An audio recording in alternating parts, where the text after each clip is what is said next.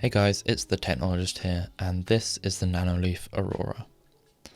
Unlike normal light bulbs, the Aurora is a modular lighting system made up of wall-mounted triangular panels. The panels connect together with electronic tabs that pass power and control signals. These tabs are thin and, as I found out while putting them together, are susceptible to breaking. Though weak, this unique feature allows you to arrange the panels in any way you want.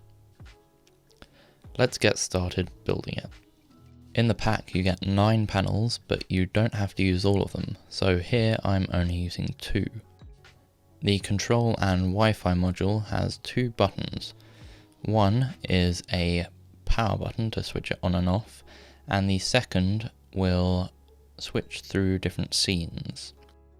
As I mentioned before, the tabs are very thin and are one of 3 issues I've had so far. I managed to break one of the tabs while assembling my original design. However, since then I've been a little bit more careful, and they include a spare in case you do. You can see as soon as you've plugged the lights in, they will show up in the app in the structure you have built. Though in this case you can see it's not quite the correct alignment. The app itself is relatively simple to use. You have scenes to set flowing or popping or general color schemes, which also include a featured tab which allows you to download more, or you can create your own and manage your own color schemes if you want to do that. Some of the existing ones are ones for Christmas and New Year's, and there is even one for Valentine's Day. I would like to see this section improved on, and possibly even a community area for people to submit their favorite ones. Creating your own scene is quite simple, but it's a few extra steps compared to just selecting the preset ones. A scene comprises of the lights you want to use, which can include other HomeKit lights like my LifeX bulbs, the brightness they're set at, and the color scheme you want to use. As this is a HomeKit device, you also get some of the benefits of HomeKit, such as the scenes.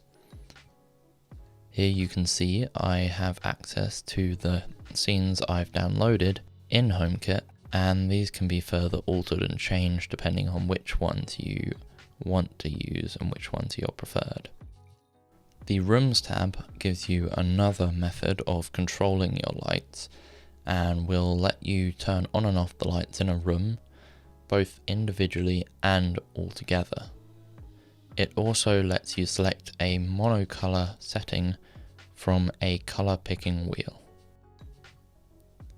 Now we get to the interesting part.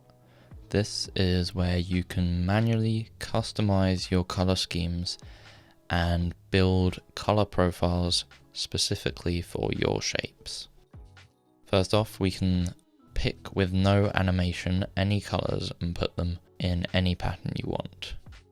These colors will be predefined from a color palette that you can customize yourself. There is also an on and off switch and the ability to change the brightness through a slider. When making your own color palette, you get the same color wheel as before, but this time as you select colors you can press the plus button, which will add them to a selection. This will then become your color palette. Next up is the animations. This is probably the feature you'll use the most if you do get these lights. And first up is random. Random picks one of the other effects and will display it until such time that it changes, but I haven't worked out quite when that will happen. Next up is flow. Flow is quite smooth and will do what it says in that it flows across whatever structure you've built. Next up is wheel.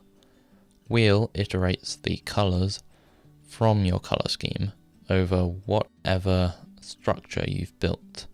You can also change the speed and direction that the effect is going in. Here you can see the difference between vertical and horizontal in the way that the patterns are enacted. Next up in the animations is highlight. Highlight is quite cool and will pick singular colors out of your selection and highlight them individually around your structure. This can be quite cool and have different effects from rain to snow and possibly even fire flickering. Then we have fade, which fades between the different colors in your palette, but all of the panels are the same color at the same time. And last but not least is burst, which bursts out the middle with the color change, similar to the way that fade works, but changes the colors progressively instead of all at once. And the final feature I will cover is schedules. Schedules lets you set a different scene depending on the time of day, the day of the week, and these schedules can be set individually or they can be repeated daily, weekly, monthly or yearly depending on what you want. So far I've only set up a daily schedule, but as you can see, adding new schedules is quite easy.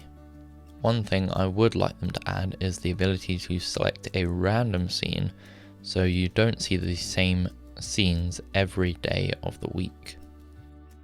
I think that covers just about everything you need to know about the Nanoleaf Aurora.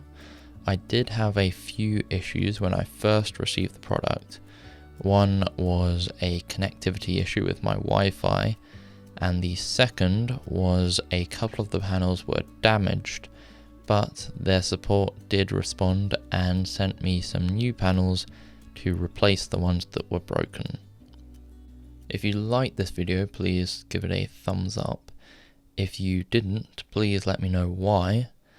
And if you want to see more of my videos, please click the subscribe button down below, and I'll see you next time.